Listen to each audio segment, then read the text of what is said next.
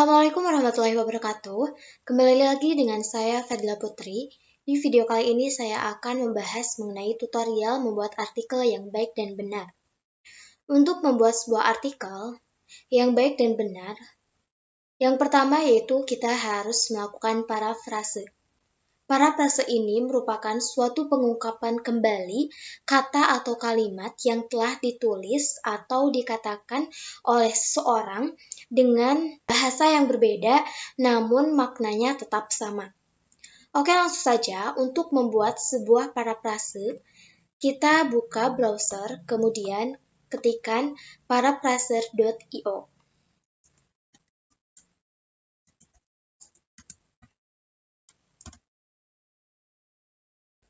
Di halaman paraphrase.io ini terdapat beberapa fitur.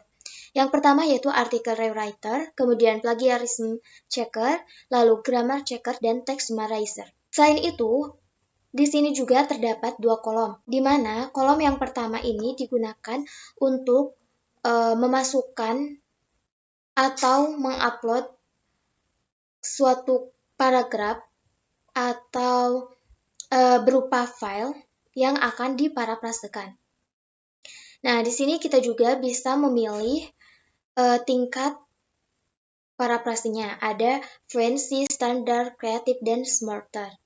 Kemudian di bagian bawah di sini terdapat ikon untuk mengganti bahasa yang digunakan untuk parafraser. Misal di sini kita ganti menjadi bahasa Indonesia.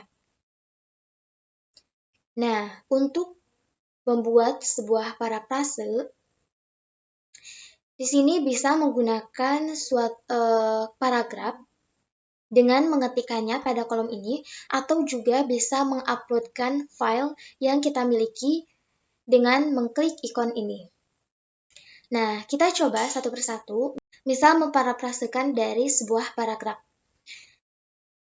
Di sini kita buat tab baru untuk mencari kalimat atau paragraf yang akan diparafrasekan. Misal cara memulai bisnis online. Kemudian kita buka salah satu web. Nah, pada web ini kita ambil satu paragraf yang akan diparafrasekan. Misal paragraf yang pertama. Kemudian kita copy, lalu kembali ke web paraphrase.io. Nah, di sini kita tinggal mempastekannya. Selanjutnya, kita klik ikon paraphrase sekarang, yang ini. Nah, ini dalam proses memparafrasekan. Nanti hasil dari parafrase yang ini akan muncul pada kolom yang sebelahnya, yang ini. Nah, kita tunggu. Nah, ini dia hasil dari parafrasenya. Pada kolom teks parafrase ini, di bagian bawah terdapat summarize. Ini untuk membuat sebuah kesimpulan. Kemudian di sini kita juga bisa mengecek plagiarismenya, lalu mengecek gramarnya. Kemudian di bagian kanan ada untuk penghapus, clear. Lalu ini kita bisa juga mendownload hasil parafrasenya. Kemudian kita juga bisa mengkopinya. Oke, selanjutnya kita coba memparafrasekan dari sebuah file. Pertama, kita terlebih dahulu hapus dari paragraf ini. Kemudian di sini kita klik ikon upload file. Nah, lalu pilih file yang akan diparafrasekan. Lalu klik open. Kemudian klik parafrase sekarang. Nah, hasilnya muncul di kolom yang kedua ini. Ini hasil dari parafrase file yang tadi kita pilih. Ini juga sama, di sini terdapat summarize, kemudian cek plagiarisme, grammar, lalu untuk menghapus, dan kita juga bisa mendownload teks yang sudah diparafrase, kemudian bisa juga dengan mengkopinya. Setelah melakukan parafrase, langkah selanjutnya yaitu menemukan artikel yang berkaitan dengan topik artikel. Untuk menemukan artikel bisa dicari melalui Google Scholar dan juga pada aplikasi Publish or Perish. Nah, untuk yang pertama, kita temukan artikel melalui Google Scholar. Kita tambahkan tab baru, kemudian ketikkan Google Scholar.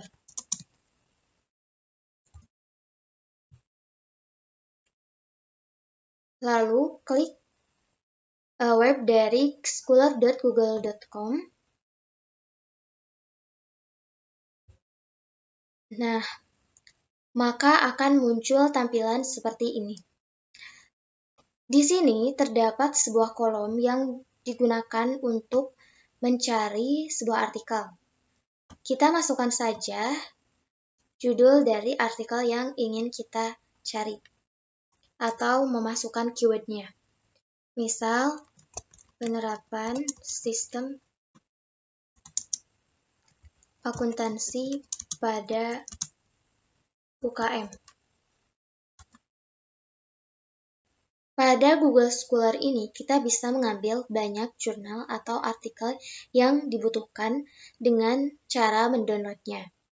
Untuk mendownload dari artikel ini, caranya misal kita klik yang artikel kedua, yang ini. Kemudian, di sini terdapat ikon PDF. Kita klik. Lalu, pada bagian kanan atas, di sini terdapat ikon download. Kita klik yang download. Nah, ini dalam proses pendownloadan. Artikel pun sudah terdownload.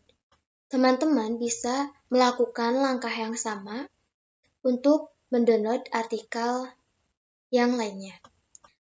Kemudian kita coba contoh yang kedua untuk mendownload. Misal yang artikel ketiga ini. Kemudian, kan tadi pada artikel yang pertama, ikon download itu berada di sebelah sini.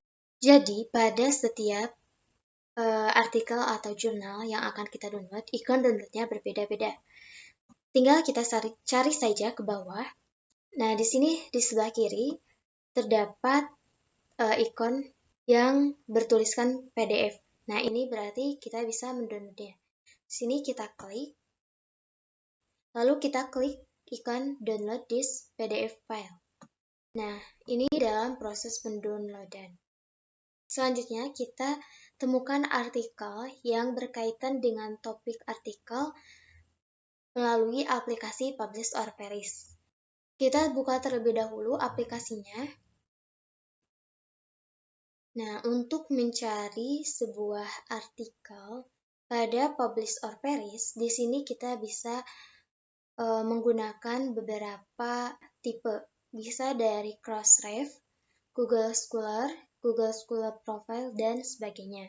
Misal di sini kita cari melalui Google Scholar. Selanjutnya akan muncul tampilan seperti ini. Di sini terdapat authors, publication name, title words, keyword, years atau tahun, dan sebagainya. Karena di sini kita tidak tahu nama author dari sebuah artikel, maka kita cari melalui judulnya. Misal kita cari sistem akuntansi pada UKM.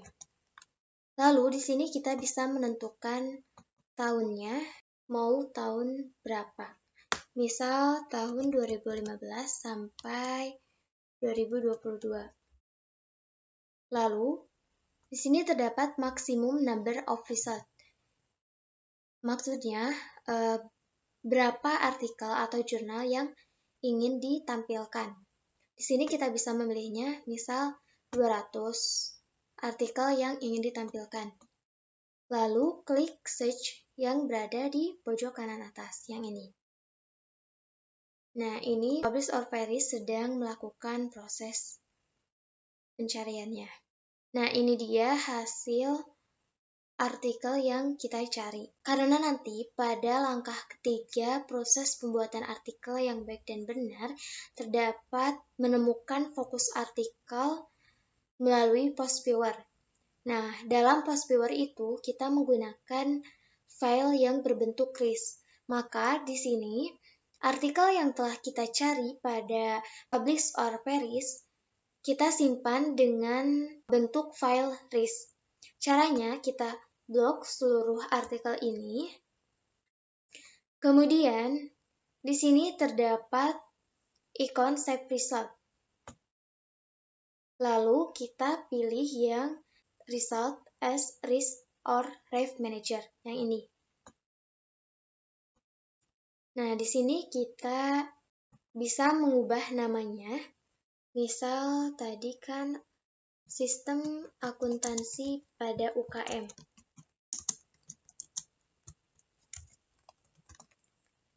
Kemudian klik Save. Selanjutnya, langkah yang ketiga yaitu menemukan fokus artikel melalui Post Viewer. Kita buka aplikasi Post Viewer-nya. Untuk menemukan fokus artikel, langkah yang pertama yaitu mengklik menu Create, yang ini. Kemudian, di sini kita bisa memilih tipe data yang akan digunakan. Di sini ada 3 tipe data, yaitu membuka dari data jaringan, atau yang kedua yaitu dari bibliografi data. Lalu bisa juga yang ketiga yaitu dari teks data. Misal kita pilih yang ketiga. Kemudian klik Next. Nah, di sini juga kita bisa memilih data pencariannya. Ada 4 data. Yang pertama yaitu bisa membaca data dari Post Viewer File. Kemudian yang kedua dari bibliografi database file, di mana tipenya yaitu Web of Science, Scopus, Dimension, Lens, and PubMed. Yang ketiga itu membaca data dari Reference Manager. Tipe filenya yaitu RIS, EndNote, and RefWorks. Dan yang terakhir yaitu download data through API. Ini tipenya Crossref, OpenAlex, Eurov, dan sebagainya. Nah, karena di sini tadi kita sudah menyiapkan file artikel yang akan kita buat penentuan fokusnya, di mana tadi kita menggunakan tipe RIS, maka kita pilih yang ketiga, Read Data from Reference Manager File. Kemudian klik Next. Nah, lalu klik ikon titik 3 ini untuk mencari file yang akan kita tentukan fokusnya. Nah, yang ini sistem akuntansi pada UKM. Lalu klik OK. Kemudian Next. Di sini, choose filenya diekstrak untuk judul dan abstrak. Lalu klik Next. Ini sedang proses ekstrak. Nah, untuk counting metodenya di sini ada 2 pilihan. Bisa binary counting dan juga full counting. Di sini saya pilih yang binary counting. Kemudian klik Next. Selanjutnya akan muncul choose trace sort, di mana ini yaitu minimum nomor yang akan digunakan occurrence. Di sini kita bisa memperkecilnya atau juga bisa dengan memperbesar. Nah, jika kita memposisikan pada ukuran maksimal, maka of the terms-nya ini dari 354 yang muncul hanya akan 4. Nah, di sini kita pilih 2 misal. Nah, seperti ini. Kemudian klik Next. Lalu di sini kita bisa memilih nomornya. Lalu klik Next. Kemudian Finish. Nah, ini dia hasil dari menentukan fokus pada Post Viewer. Nah, fokusnya itu pada UKM. Setelah selesai menemukan fokus melalui aplikasi Post Viewer, selanjutnya membuat daftar pustaka. Untuk membuat daftar pustaka bisa dilakukan melalui aplikasi Mendeley. Kita buka aplikasinya. Lalu kita login ke aplikasi Mendeley.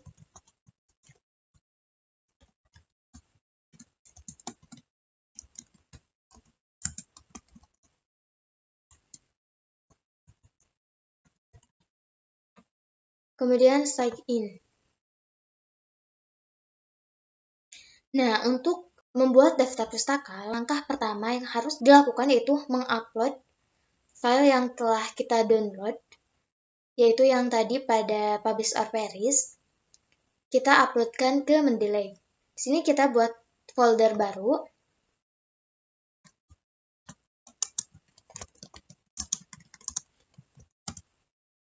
Nah, kemudian kita uploadkan file yang tadi kita telah download. Kita pilih filenya, lalu klik open. Nah, sudah muncul di folder sistem akuntansi pada UKM. Selanjutnya, kita gunakan Word. Di sini kita buka terlebih dahulu Word-nya. Kita pilih yang blank dokumen. Nah, kemudian kita kembali ke aplikasi Mendeley. Kemudian, kita buka file yang akan dibuat daftar pustakanya. Di sini kita copy satu paragraf. Kemudian, sebelum kita kembali ke Microsoft Word, kita harus mengingat terlebih dahulu nama jurnal dan juga nama autornya. Lalu kita buka kembali aplikasi Microsoft Word-nya. Kita pastekan kalimat yang telah tadi kita copy. Selanjutnya, klik Insert Citation. Kemudian di sini kita masukkan autornya atau bisa juga dengan memasukkan judulnya. Misal di sini kita masukkan judulnya.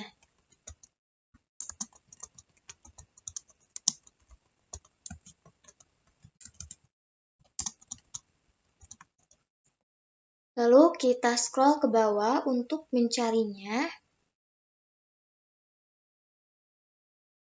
Nah, yang ini. Kemudian klik OK. Selanjutnya di sini kita juga bisa memilih stylenya. Klik ikon tanda panah ke bawah untuk memilih style yang akan digunakan. Misal di sini saya akan menggunakan American Psychological Association. Nah, maka hasilnya akan seperti ini. Lakukan langkah-langkah yang sama pada pembuatan daftar pustaka selanjutnya. Oke, kita kembali ke aplikasi Mendeley.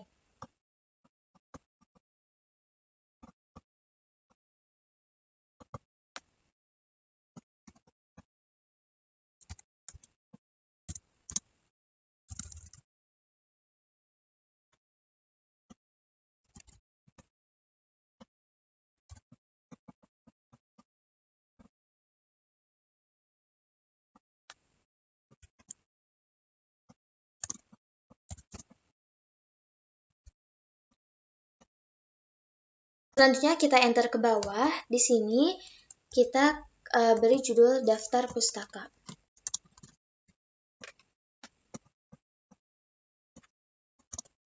Untuk membuat daftar pustaka, kita kembali ke menu reference. Kemudian klik insert bibliografi. Nah, ini dia hasil dari pembuatan daftar pustaka. Oke teman-teman, setelah selesai menemukan fokus artikel dan juga membuat daftar pustaka, langkah terakhir yaitu mengecek plagiarisme atau kesamaan kata. Untuk mengecek plagiarisme atau kesamaan kata bisa dilakukan dengan Turnitin. Oke, langsung saja kita buka browsernya. Kemudian kita tambahkan tab baru. Lalu di sini ketikkan Turnitin. Nah, yang ini kemudian klik enter. Selanjutnya, klik web yang pertama, yaitu www.grammarly.com. Untuk mengecek plagiarisme, di sini terdapat sebuah kolom. Mengecek plagiarisme ini bisa dari file PDF atau juga dengan memasukkan sebuah paragraf atau kalimat pada kolom ini. Misal di sini kita dengan menguploadkan file. Kita klik ikon upload a file.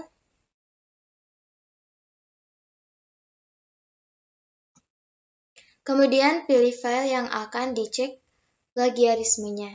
Lalu klik open. Selanjutnya, klik scan for plagiarism. Di sini hasilnya centang hijau semua. Ini berarti artikel yang tadi saya buat tidak ada unsur plagiarisme.